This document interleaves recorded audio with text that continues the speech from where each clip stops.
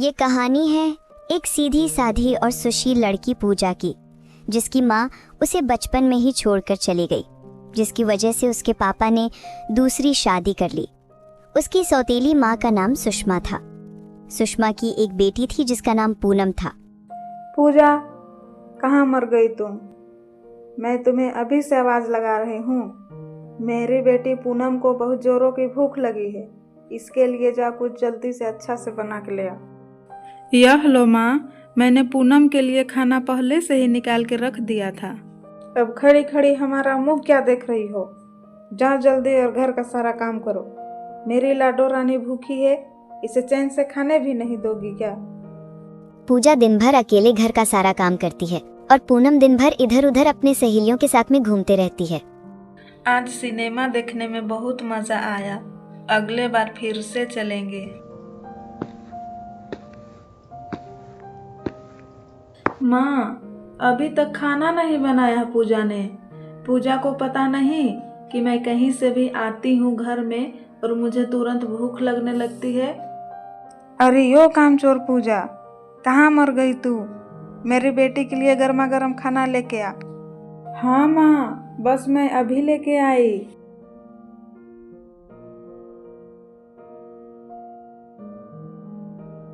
सुमन और नेहा दोनों मजे से खाना खाते हैं और सारा खाना खत्म कर देते हैं, और जो झूठा बचा हुआ खाना रहता है उसको पूजा के लिए रख देती हैं, और पूजा वही बचा हुआ खाना खा करके सो जाती है। गांव के कुछ औरतें बैठे हुए हैं और कुछ बातें कर रहे हैं। मोहन की बड़ी बेटी और छोटी बेटी में बहुत ही अंतर है ना? बड़ी बेटी कितनी सुशील, संस्कारी और गुणवान है, और छोटी बेटी बस दिन भर इधर उधर अपने सहेलियों के साथ में घूमते रहती है। हाँ, पूजा बिटिया तो दिन भर घर का सारा काम अकेले संभालती है, बहुत ही गुणवान है। एक दिन गांव की एक औरत सुषमा के पास गई और बोलती है, क्या सुषमा बहन, क्या हाल चाल है? मैं तुम्हारी बड़ी बेटी के लिए बहुत ही अच्छा घर से एक रिश्ता लेकर आई हूँ। मैं तुम्हें क्या बताऊँ कमला बहन, मेरी बड़ी बेटी तो अभी विवाह ही नहीं करना चाहती है। मेरी छोटी बेटी के लिए बात कीजिए ना, उसके बाद बड़ी बेटी का देखा जाएगा। अच्छा, मैं उन लोगों को कल ही आने के लिए बोल दूंगी। तब ठीक है, मैं चलती हूँ। नेहा को देखने के लिए लड़के वाले आते हैं। आइए आइए, अंदर आइए, आप लोग बाहर क्यों खड़े हैं? नेहा बेटी, जरा मेहमानों को अपने हाथ से बनाया हुआ नाश्ता दे दो। नेहा नाश्ता मेहमानों को देती है और बगल में बैठ जाती है। अरे वाह, यह समोसा तो बहुत ही स्वादिष्ट है। ऐसा समोसा तो मैं आज तक कभी नहीं खाई। इस समोसे को खाकर बहुत ही मज़ा आ गया। ऐसा समोसा बनाना तुझे किसने सिखाया है? वो मैं तो। नेहा की बातें सुनकर वो समझ जाती है कि कुछ ना कुछ तो गड़बड़ है। वो कुछ बोलने वाली रहती है, तभी उसकी नज़र बगल के रसोई में पड़ती है।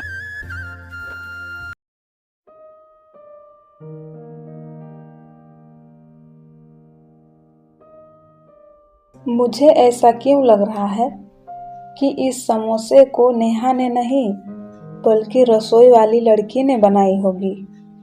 तभी अपने माँ को उधर देखते रोहन भी उधर देखता है, तो पूजा को देखते ही रह जाता है।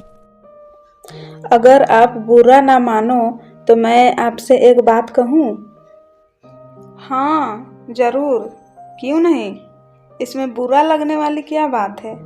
मुझे आपकी छोटी बेटी नहीं बल्कि बड़ी बेटी चाहिए। मुझे वह बहुत पसंद है और मेरे बेटे को भी। नहीं, ऐसा कभी नहीं हो सकता। अगर शादी करना है तो मेरी छोटी बेटी से कीजिए, वरना मैं इस शादी को हरगिज नहीं होने दूंगी। ऐसा बोलने के बाद लड़के वाले वहाँ से चले जाते हैं। मनहूस लड़की कहीं के, आज तुम्हारे मनुष्यत के वजह से मेरी लाडो रानी का रिश्ता टूट गया है। तुम्हारा तो जल्द से जल्द कुछ करना ही होगा। हाँ माँ, यह बहुत ही बड़ी मनहूसियत है। इसके वजह से आज मेरा इतना अच्छा रिश्ता टूट गया। मैं इसे कभी माफ नहीं करूंगी माँ। हाँ मेरी लाडो रानी, तेरे पिताजी का आने से पहले ही कुछ न कुछ इंतजाम तो करना ही होगा, वरना इसकी मनहूसियत हमारे सारे घर में फैल जाएगी। मैं ऐसे ही कुछ दिन बीत जाते हैं। सुषमा पूजा के लिए सबसे गरीब और अनाथ घर का लड़का ढूंढती है। अरे यो मनहूस पूजा, आज तुम्हें लड़के वाले देखने आ रहे हैं। कुछ कहे पूछे बिना ही हाँ कर देना, वरना अंजाम बहुत बुरा होगा। ठीक है माँ, मैं चुपचाप शादी के लिए हाँ कर दूंगी और कोई भी सवाल नहीं पूछूंगी। पूजा उसी गरीब लड़के से शादी के लिए हाँ कर देती है और कुछ ही दिन बाद उन दोनों की शादी हो जाती है और वो लड़का पूजा को अपने घर ले जाता है। आओ पूजा, यह देखो, यही है मेरा घर। वैसे मेरा घर तो बड़ा नहीं है, पर मेरा दिल बहुत बड़ा है। मैं तुम्हारा बहुत ही अच्छे से ख्याल रखूंगा। नहीं नहीं, आप ऐसा क्यों बोल रहे हैं? जिसके किस्मत में जो रहता है वही मिलता है। मैं इतने में ही बहुत खुश रहूंगी, बस आप मेरा हमेशा साथ रहना। उधर कुछ दिन बाद पूजा के पिताजी शहर से घर आते हैं। अरे सुषमा, पूजा बिटिया कहाँ है? वो तो नजर नहीं आ रही है। आपकी बेटी अपने आशिक के साथ में भाग गई। सुषमा, ऐसा कभी नहीं हो सकता। मेरी बेटी ऐसा कभी नहीं कर सकती। तुम झूठ बोल रही हो। ये बोलकर मोहन घर से निकल जाता है पूजा को ढूंढने के लिए। उसे ढूंढते हुए कई दिन बीत जाते हैं, पर पूजा कहीं नहीं मिलती है। वो थक हार कर घर जाने लगता है, तभी उसे एक झोपड़ी दिखाई देती है। कई दिन बीत गए पूजा को ढूंढते हुए, पर वो मिली नहीं। पता नहीं कहाँ और किस हाल में होगी। और तो और प्यास भी बहुत तेज लगी है। थोड़ा उस घर से मांगकर पानी पी लेता हूं। जरा सुनिए तो, कोई है इस घर में? मुझे बहुत जोर से प्यास लगी है, जरा कोई पानी पिला दो। बैठ जाइए जरा, मैं अभी पानी लेकर आती हूँ। ये आवाज तो मेरी बेटी पूजा की है। हे भगवान, एक बार मेरी बेटी पूजा से मिलवा देना। तभी पूजा गिलास में पानी लेकर आती है और अपने पिताजी को देखती है। पिताजी, आप यहाँ कैसे, और आपको मेरे घर का पता कैसे चला? पूजा बेटी, तुम कैसी हो? पता नहीं मैंने तुम्हें कहाँ कहाँ नहीं ढूंढा। भगवान का लाख लाख शुक्र है कि तुम सही सलामत हो। ठीक है बेटी, तो मैं अभी चलता हूँ। धनीराम पानी पीकर वहां से अपने घर जाने के लिए निकल जाता है। ऐसे ही कुछ दिन बाद नेहा की भी एक बड़े से घर में शादी हो जाती है। हम दोनों के पास इतना अच्छा डिग्री भी नहीं है कि हमें कुछ अच्छा सा काम मिल सके। अब तो घर चलाना भी मुश्किल हो गया है। अगर आप बुरा ना मानो तो मैं आपसे एक बात कहूँ, क्यों ना हम जंगल से रंग बिरंगी फूल तोड़कर उसे शहर में ले जाकर बेचें? इससे किसी का कोई नुकसान भी नहीं होगा और हमारा भी मुनाफा होगा। हाँ पूजा, यह तरीका तो बहुत अच्छा है, पर हम शहर कैसे ले जाएंगे? वह तो काफी दूर है यहाँ से। तब तो हमारा घर चलाना भी मुश्किल हो जाएगा, पर कोई बात नहीं, किसी तरह कोई ना कोई रास्ता जरूर मिलेगा। एक रास्ता है, लेकिन उस रास्ते में बहुत बड़ा घना जंगल मिलता है। हाँ जी, ये तो अच्छी बात है। तब तो कल से ही हम अपने काम में लग जाएंगे। वे दोनों जंगल जाते हैं और बहुत सारा फूल तोड़कर बेचने के लिए शहर ले जाते हैं। वैसे ही कुछ दिन बीत जाते हैं। एक दिन पूजा और सोनू फूल बेच रहे थे, तभी नेहा उसके पास जाती है और बोलती है, बस तुम हमेशा के लिए फूल ही बेचते रहो, कम से कम 2 वक्त की रोटी तो तुम्हें नसीब हो जाएगी। और मुझे देखो, मैं कितनी ऐशो आराम की जिंदगी जी रही हूँ। यह बोलकर नेहा वहाँ से चली जाती है। पूजा को तो इस बात पर बहुत बुरा लगता है, पर वो कुछ नहीं बोलती है। कुछ देर बाद वे दोनों घर जाते हैं, तभी सोनू बोलता है, वैसे पूजा, तुम्हें बुरा नहीं लगता क्या? नेहा जब चाहे तब तुम्हें ताना मारते रहती है।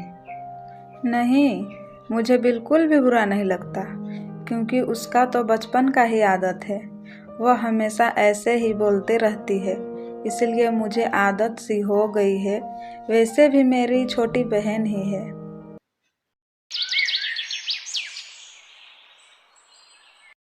सब कुछ अच्छा ही चल रहा था। तभी एक दिन नेहा का पति बोलता है, नेहा, जरा मेरे लिए एक कप चाय बना के ले आओ। क्या कहा आपने? मैं और चाय? कभी नहीं। इतने बड़े घर में मैंने काम करने के लिए शादी थोड़े ना की है। मेरे इतने सुंदर और मुलायम हाथ गंदे नहीं हो जाएंगे।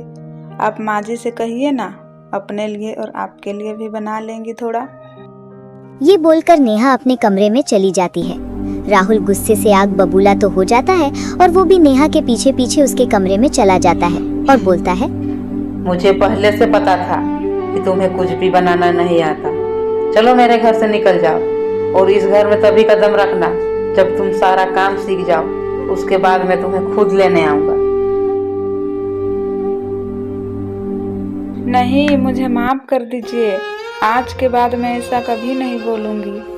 नेहा का पति उसका एक बात भी नहीं सुनता है और उसे घर से बाहर निकाल देता है। नेहा अपने माँ के घर जाती है और सारी बातें बताती है। तभी उसकी माँ बोलती है, खाना सब बनाना तो मुझे भी नहीं आता है। आज तक तो घर का सारा काम पूजा ही करती थी और मायके में मेरी भाभी करती थी। चल, अब पूजा ही हमारी मदद कर सकती है। दोनों माँ बेटी पूजा के घर पहुँच जाती है। तभी पूजा देखकर बोलती है, अरे माँ, आप और नेहा दोनों ऐसे अचानक? क्या हुआ? कुछ बात है क्या?